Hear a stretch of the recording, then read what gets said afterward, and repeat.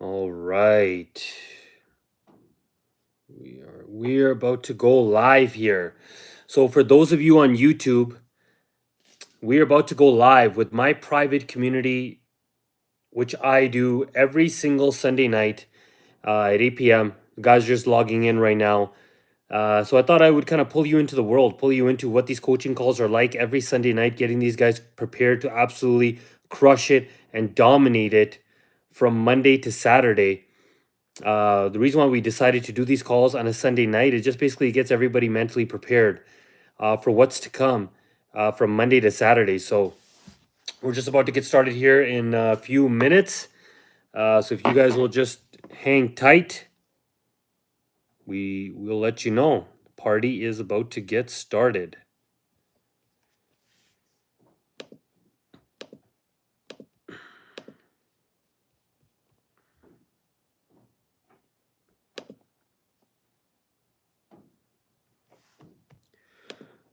Good evening, everybody. We will be starting here in a few minutes. Just waiting for everybody to log on still.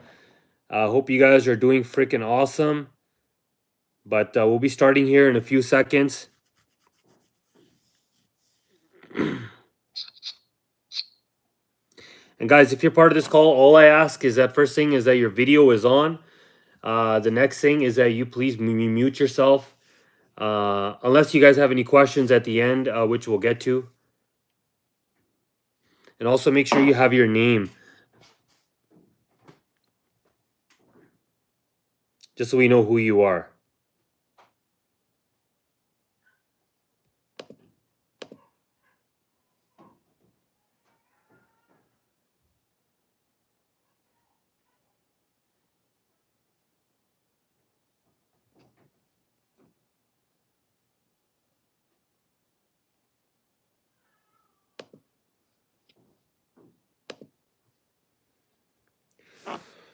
All right, guys. How is everybody doing? Happy Sunday.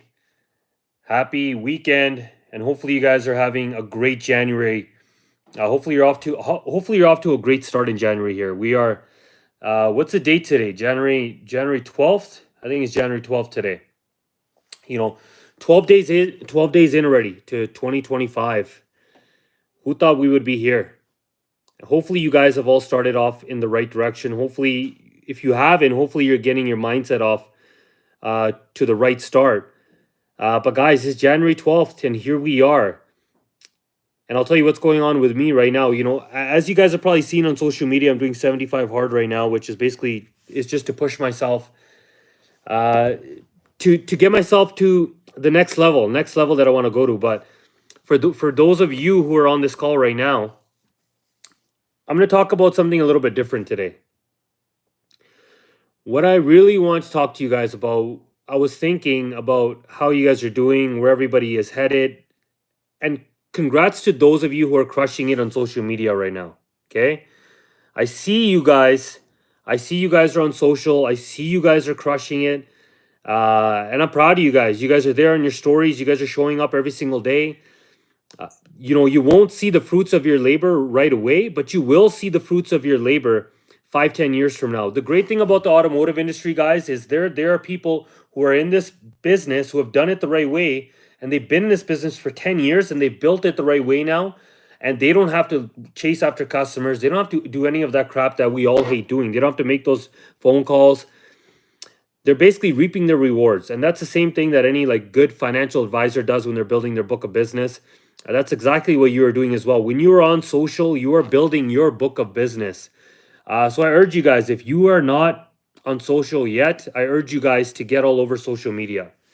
Get all over it. Do the mundane, do the hard work. That is what is going to get you to success. You have to do the stuff that is repetitive every single day. Hence why I'm doing 75 hard. Right? After this, guys, guess what? It's 8 p.m. Mountain Time right now. After this, I still have to do my second fucking workout because I didn't arrange my day properly. It's still going to get done. And in the morning, Monday morning, I got to go run my dealership and I got to have a morning meeting with my managers. And So we got so many meetings this whole week because the beginning of the new year, so many meetings with executives and all that kind of stuff. I still got to go through all those things and still plan this into my day. But it's the repetitive stuff that's really annoying, but it's the repetitive stuff that's going to get you to where you want to go. But I was thinking about where you guys are headed, and I was thinking about how did I get to where I am? Like, did I really want to be the best sales? I didn't even know how much money you can make really as a sales guy. All I knew was how much money you can make as a manager. So I was thinking about how I got to where I am and how I can help you guys get quicker and faster to where you want to go. When I first got started in the automotive industry, I got started because I needed a job. It was just out of pure desperation. That's why I got involved in the automotive industry. I didn't really know how much money that you can make as a salesperson, but I did know how much money you can make as a sales manager, as a finance manager. So I was thinking, when I got started, even before I got started in the dealership, I had a crystal clear vision of what I wanted to achieve. It was fucking clear because I was so desperate, I was so broke. It was crystal clear what I wanted to do. And for me, that clarity really helped me show up to work every single day. That clarity was the reason why I like you guys nobody here can outwork me. I can tell you that right now. I don't care who you are. Okay?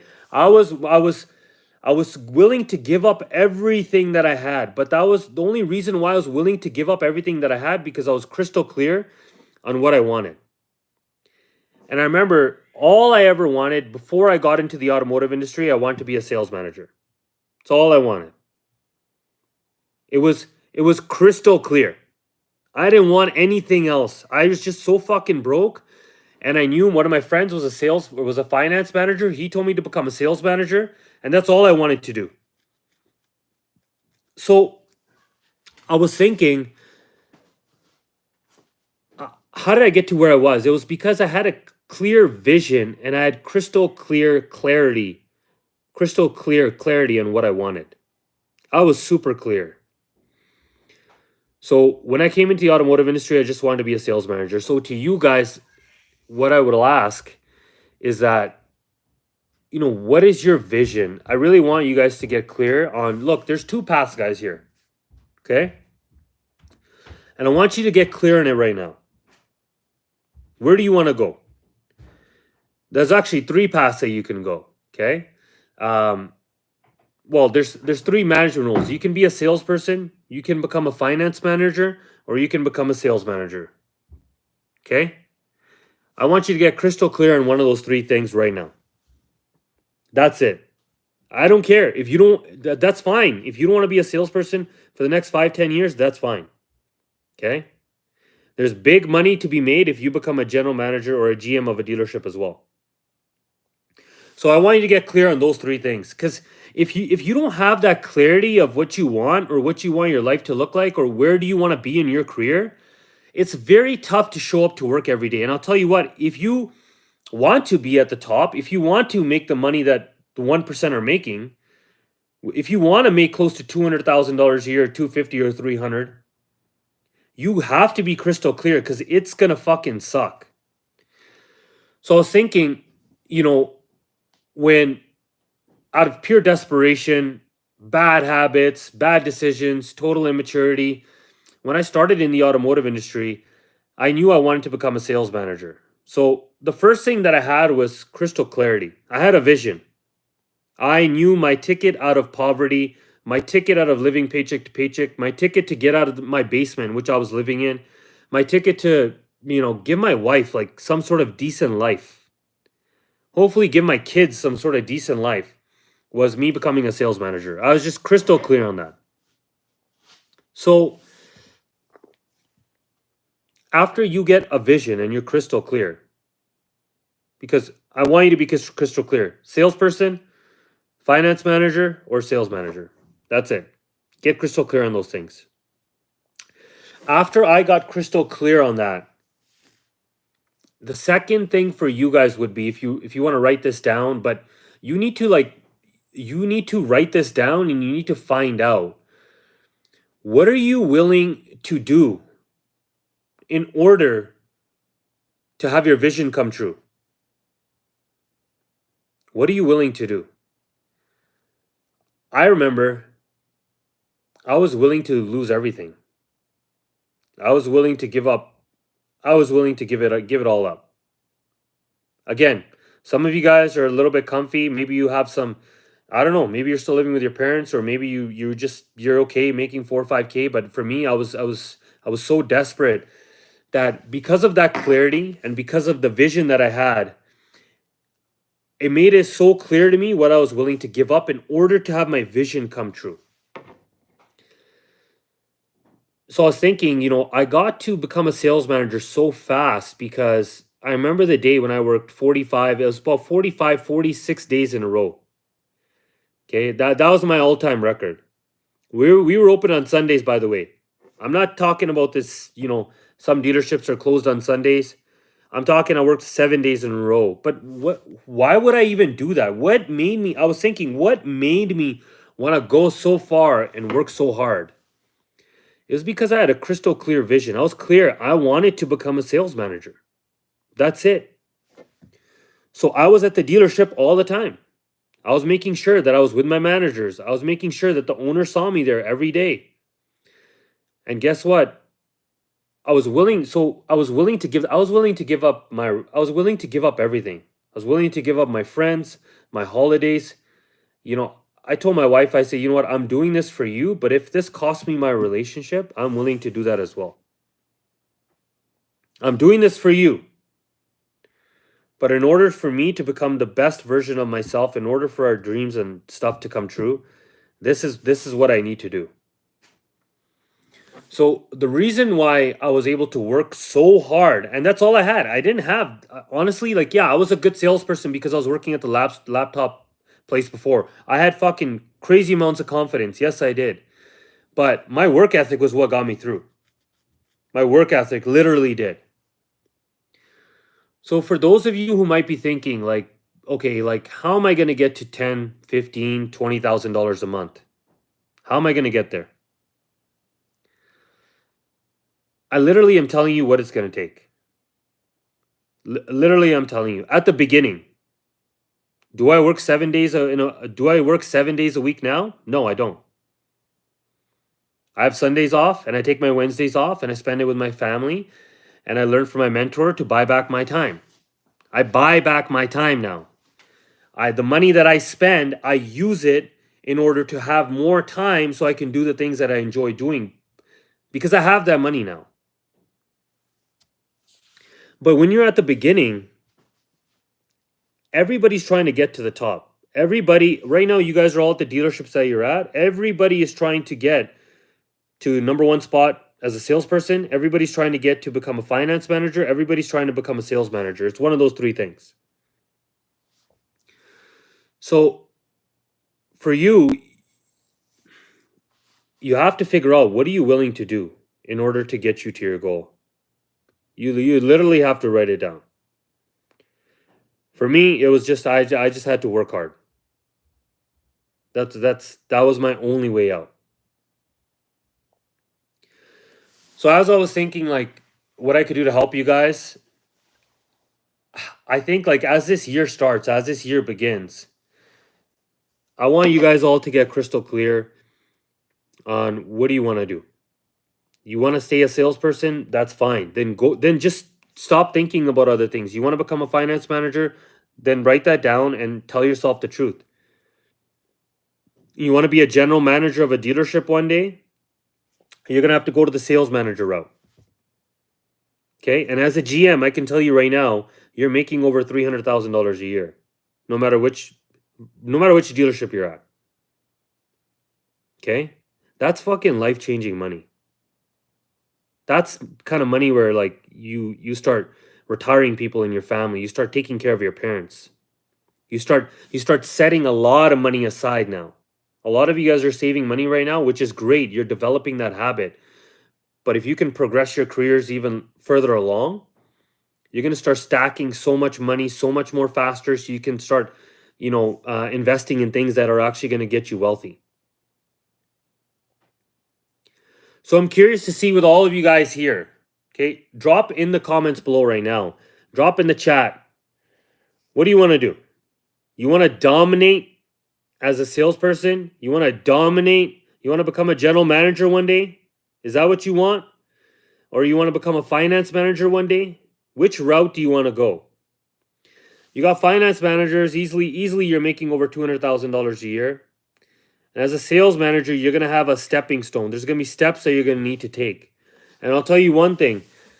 If you become a really good salesperson, when you first go to become a sales manager, you're going to take a pay cut. I can tell you that right now. A lot of the top salespeople, they will take a pay cut if they go into sales management. Okay? So always keep that in mind. Guys, that's all I have for you today. That's what I really wanted to share with you. I was thinking about how my career went and why it went the way that it did. And it really had to do with a lot of vision, crystal clear clarity, and then obviously things that I was willing to do in order to get me to my goal. So, the back half of the call, Matt, are you saying stay 2 minutes after the call? Yeah, no problem. So the back half of the call, guys, let's get you to your questions. Assad said, so a couple of you guys said salesperson. Assad said, Vic said best salesperson. Matt said sales manager. I just want to become a top tier salesperson, making $8,000 to $10,000 a sergeant.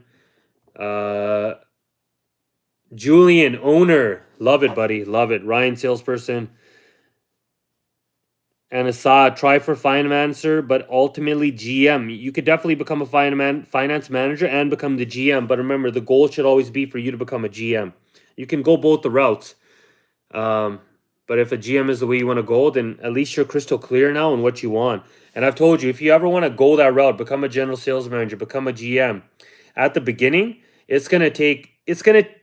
gonna have to do more than what you think you're gonna have to do. I can tell you that right now. And if you want to get into management, the one thing that your managers are looking at is okay, how much does this person care about the dealership? Does he treat it like his own business? And second thing is, what is his work ethic like? And the third thing also is the responsibility. Does he take responsibility for his own actions? Especially when customers are upset, especially when things don't go according to plan. Are you always there to step up and take responsibility for things that might not be going your way? So guys, back half of the call, let's get into the questions, guys. Now, all I ask is that on the question, before you guys ask your question, you guys share your win. And then let's get into the questions if you guys have any questions. I have a question.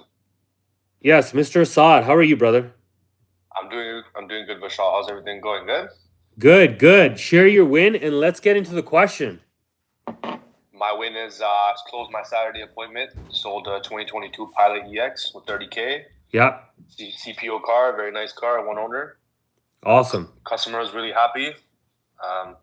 One problem I'm having is... Wait. Assad. So how many cars, how many rights have you done this month? Cars sold? Not right delivered, but sold. Right now I'm at 5. 5. Okay. Yeah. That's good job, bro. So we're not even at the 15th yet. So I think you could easily do between 12 to 15 cars this month. So great job. Yeah, I'm going for it. Good start to January. Of course. Thank you, brother. Yeah, January, they say all those guys, and they take it easy. They're like, chilling by the coffee machine. Oh, it's slow months, no walk-ins, just, crying about the same stuff every day. I stay away from those guys. Yeah. And I just keep doing my daily non-negotiables. On Saturday, I went ham with the service customers. I called like 30. That's awesome. I called 30. And what I've been doing is I've been going with the ones that have the high mileage cars, mostly, because I find that some of them have 2022s and up. Some have 2021s with relatively low mileage. So to kind of bring them in, I usually call those guys last. I go for like the guys with the higher mileage first.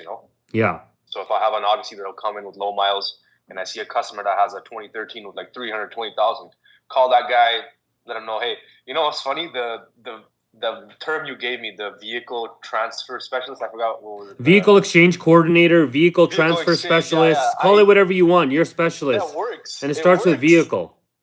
It works because people obviously said people are tired of hearing like, oh, I'm a salesperson. Oh, I'm here to sell you another car.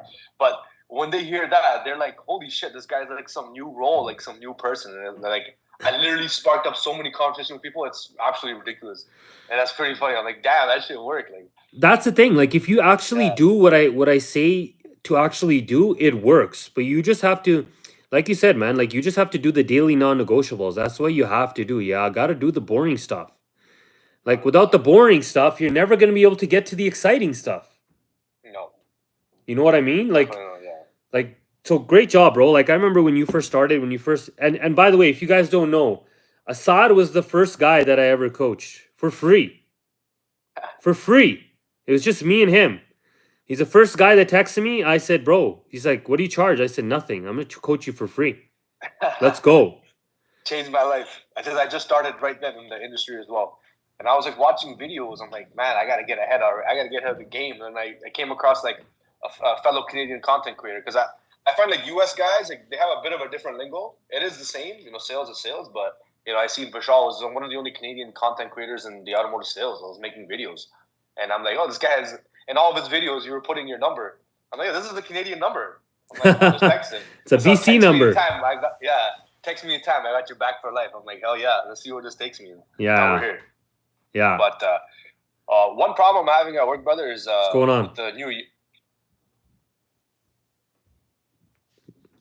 Yeah, go ahead. What's going on? Yeah. So one problem I'm having at work is with the new year. Obviously, they have not necessarily a problem, but they have like these new like sales objectives now. So they're pushing everyone to like sell more cars. Obviously, everyone has a bit of targets. So, the new year comes, everyone wants to make more money, right? They want to reassess everything, their volume, their targets, and that's good. It's more money, more happiness, right? But one problem that they're having is that they're really, really emphasizing the fact of how to convert cash to finance. Okay. And obviously they made a PowerPoint presentation that they sent us on email. Talks about the line of credits and where customers are getting them from. Ask them where they're getting the cash from. Ask them. But besides all of that, like they really want us to like pitch products and warranties and things. I know you mentioned like that's the finance office sells products, salesmen we sell vehicles, right? Yeah. They basically want us to do like half the finance manager's job, and like now they get very, very, very emotional and like kind of let it out on us like, yo, why is this guy financing? Like, dude, I don't control his money, right? Yeah. At the end of the day, like if someone has a line of credit for 2%, why is he gonna take my car for $799? Yeah. That's just common sense, right? But it's like that's the problem I'm having. So what is your best approach to this? Like if you can give me a simple 30-second to 1 minute pitch on how I can convert or persuade a customer into opening up their minds to financing through us. Yeah, so a lot of dealerships are going to push that because they don't want to have like at the end of the day, like as a dealership, you're the opportunity for you to make more money is going to be through finance. Right? Because when you're trying to close somebody on a payment and you're trying to sell them products, it's easy to tell a customer, hey, you know what, Mr. Customer, your payment was $250, but now you know what?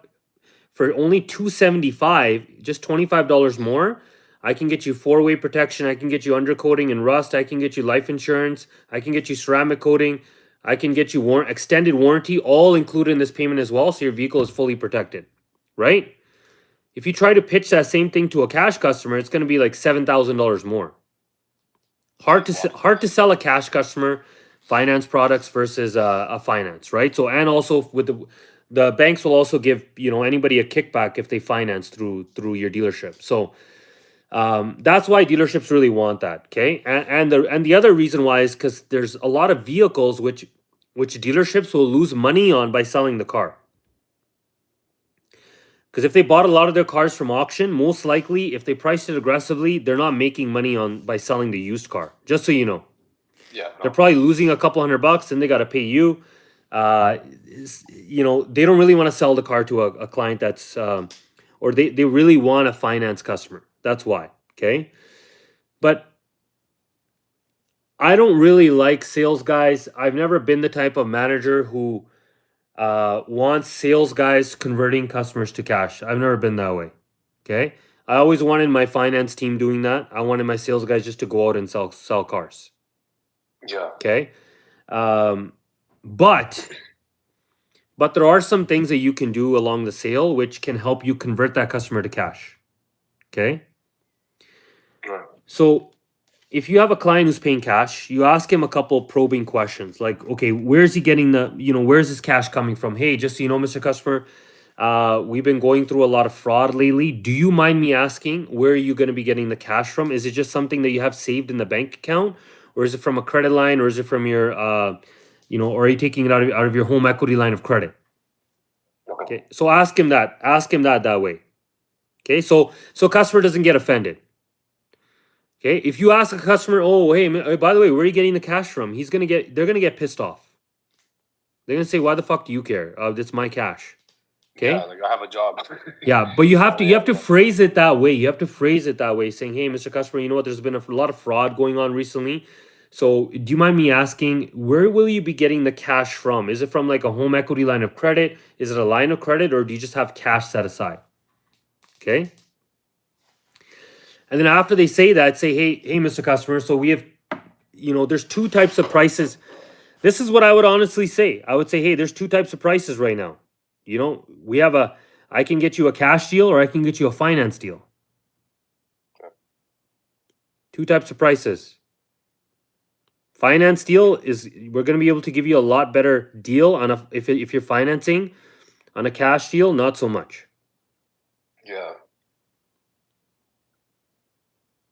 Right? Just have that conversation with the client, because the client's going to say, "Hey, can you get me a better deal?